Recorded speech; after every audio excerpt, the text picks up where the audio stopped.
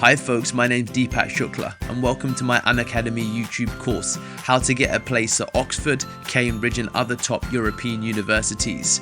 If you're looking to prepare for examinations and take courses for any number of topics, head to unacademy.com, India's largest learning platform, and stay tuned for this course to make sure that you get into the top university.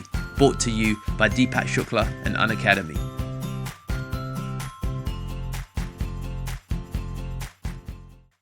Hey guys, so just to finish up, a brief note on the actual reference writing process. This is definitely more for your tutors rather than you yourself, and if you're applying to Oxford and Cambridge, it's not something you really ultimately have to concern yourself with.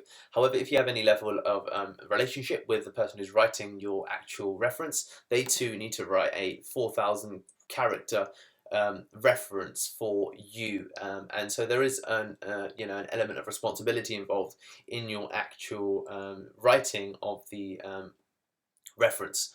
This is done by the referee, the person who's vouching for you. It's going to be someone who's done, who's doing it academically, so a tutor or a lecturer. They'll most likely be familiar with these actual processes, but just for your own reference, it's always useful to be aware of, the websites, which is UCAS.com as well as University, but a simple Google search of a UCAS reference example, and you will use this as a great point to, who reads the reference, a student's UCAS application. Psychology of Missing Tutor at Glenda explains, at our department the referees play a very important role in making decisions that differentiates between students with similar marks and qualifications, what to include, their performance and potential for success, suitability for subject or career path, comments and approaches to study, attitude, motivation and commitment, all of these things here basically. And the important thing is, there's all these elements they give guidance on writing the actual references, advices for new referees here as well.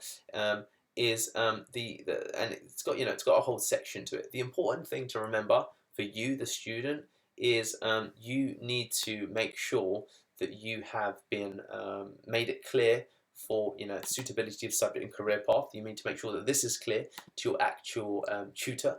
You need to comment on the approach to study, attitude, motivation and commitment. And if you're considering and watching this course, it tells me that you're serious about obviously your approach in application and what you want to achieve. So do just bear that in mind, as well as relevant skills, qualities, academic achievements and interests, and all of the other things that relate to your extracurricular performances and activities and whatever else you've been doing to support the fact that you are an excellent candidate. It's not something that we've spoken much about.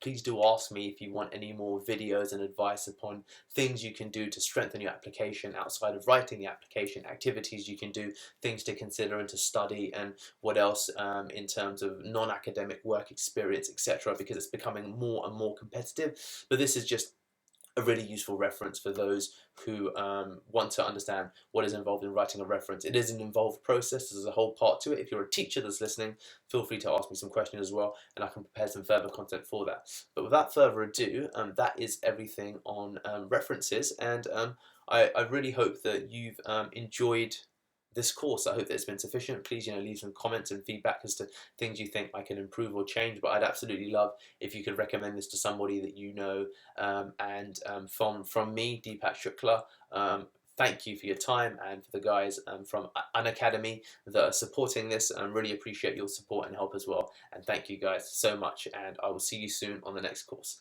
Bye from me, and head to deepakshukla.com to get more stuff that I do.